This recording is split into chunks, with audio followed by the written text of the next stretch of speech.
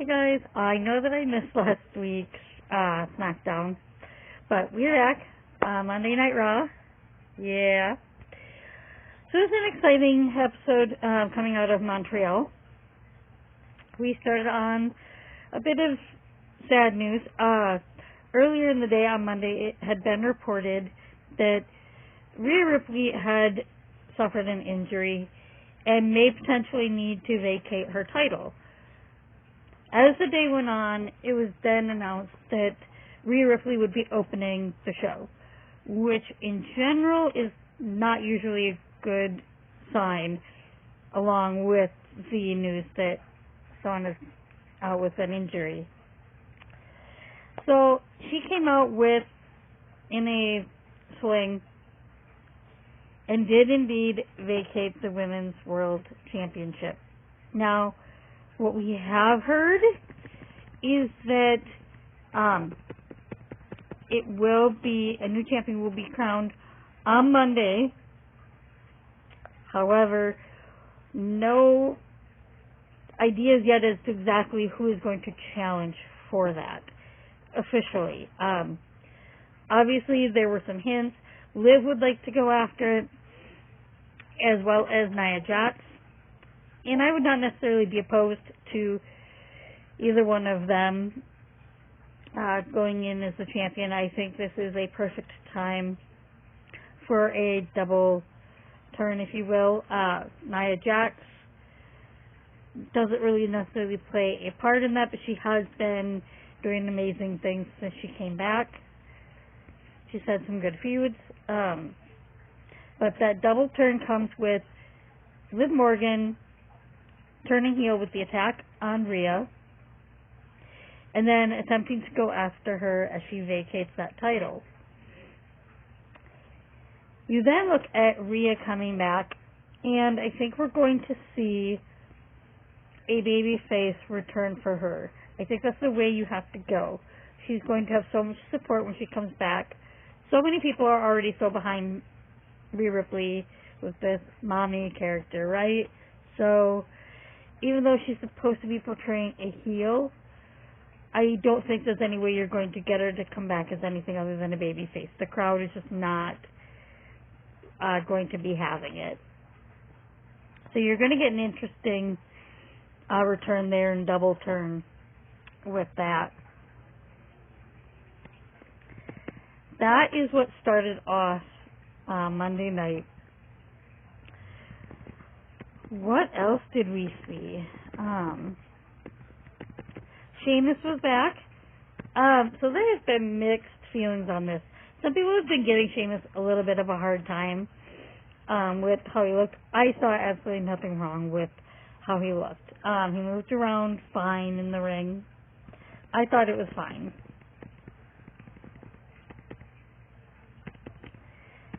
And I think it was the right call to have Sheamus pick up the victory there. Alright. Next big bit of news that came out on Monday night. So WrestleMania, we crowned new Raw Tag Team Champions. Right? And they needed to find new contenders for them. However, before they did that, they did what some people already kind of had a feeling was coming. New titles. That's right. No more Raw Tag Team Championships.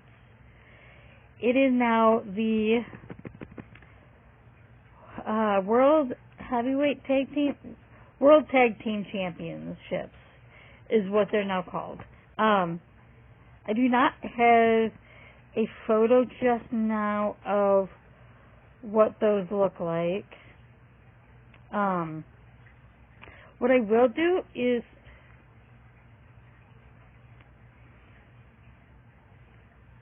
I'm going to maybe post those on my Facebook page. Yeah.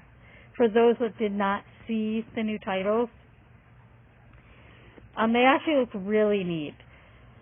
So we've got the triple threat between DIY, the Creed Brothers, and New Day, with DIY picking up the victory there.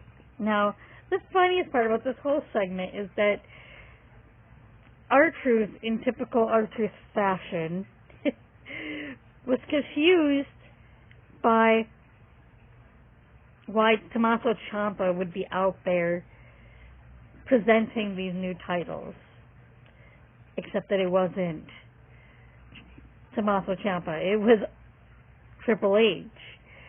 And Miz was trying to explain to him that, no, this is Triple H. That's right here. He's right here. Just another part of the reason that I love R-Truth. He's hilarious, and I hope that they do right by him with this title run. So that was a fun match with DIY taking up the victory there. We will probably see that match at Backlash, taking place in France. We then saw some activity in the women's tag division. So Candice LeRae lately has had more of an aggressive side, which Indy Hartwell has not necessarily been behind. Right? We've seen Candice kind of cutting some corners, things like that. Once again, things were not necessarily going the way of Indy and Candice, but this time it was Indy that was in the ring.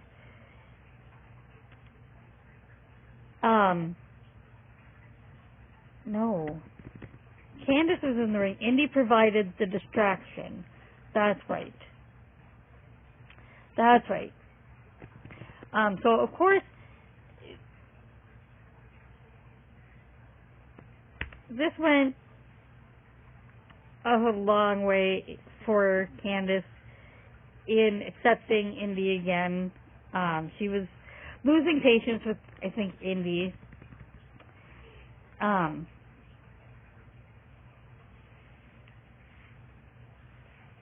Yeah.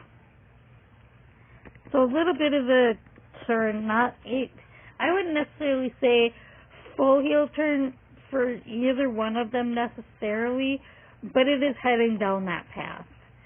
I think that's where we're going with that. So that is the women's tag division and where we're going there. We've been seeing quite a bit of Chelsea Green, Piper Niven in tag action. So it's kind of nice to get to see a different women's tag match there. We then had Andrade and Dominic Mysterio facing each other. This kind of continues that whole storyline between Dominic and his dad, but it also continues things for the Judgment Day.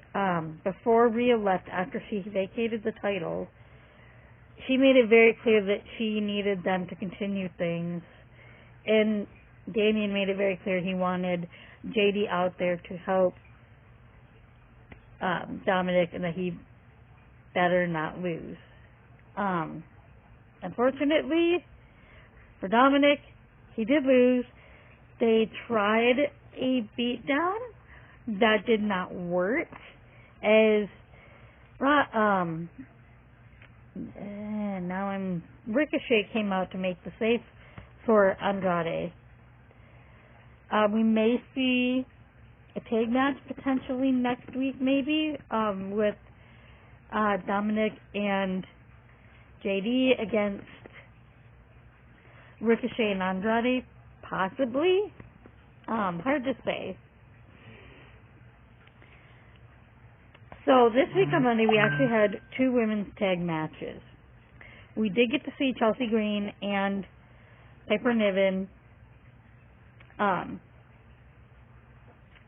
take on Kaden Carter and Katana Chance. Now, this is exciting because apparently Chelsea is from Canada, so that was fun. That was fun for her, and they gave them the win.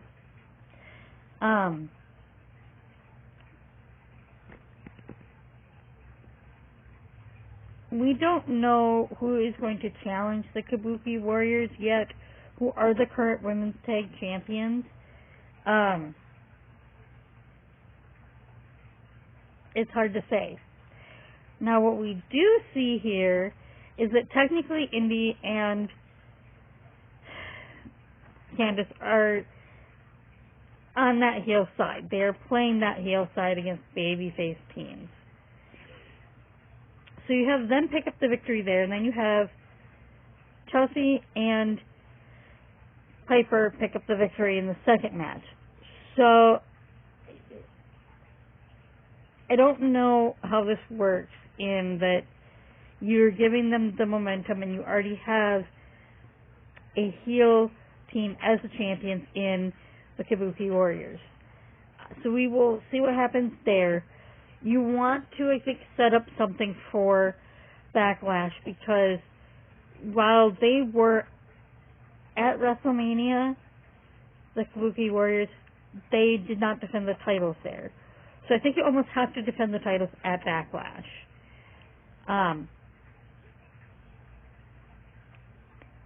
We could end up getting Jade and Bianca going against them, potentially, but you have to get there. You have to tell that story to get there.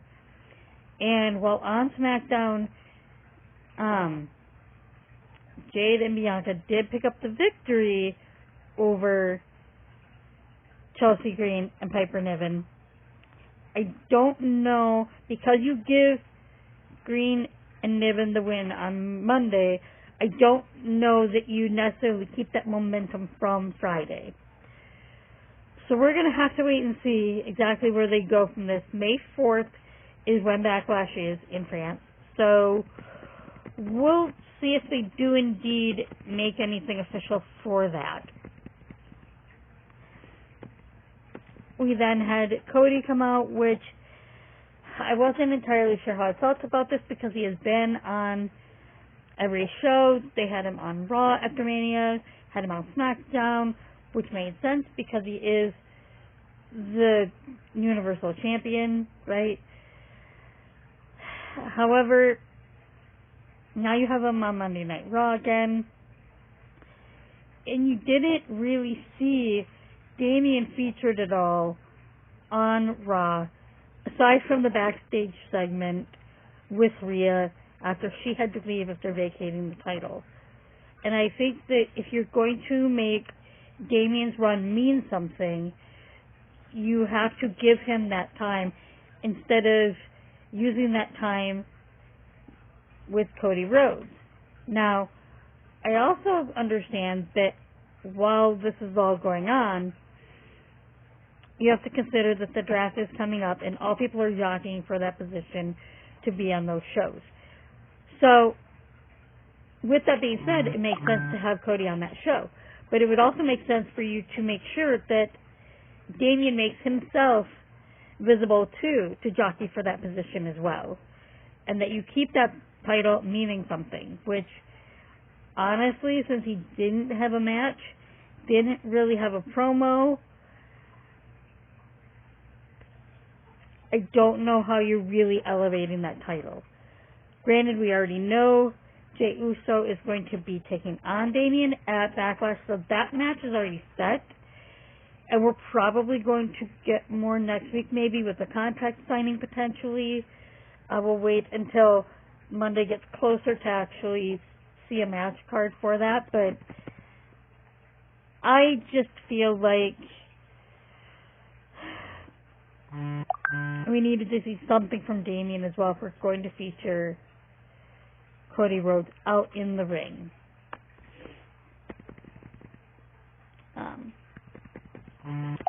He did call Jey Uso out, which is fine because he was going to be taking on Finn Balor.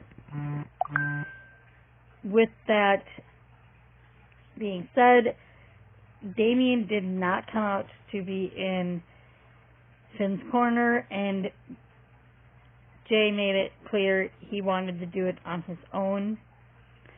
So he did just that. Cody went to the back room.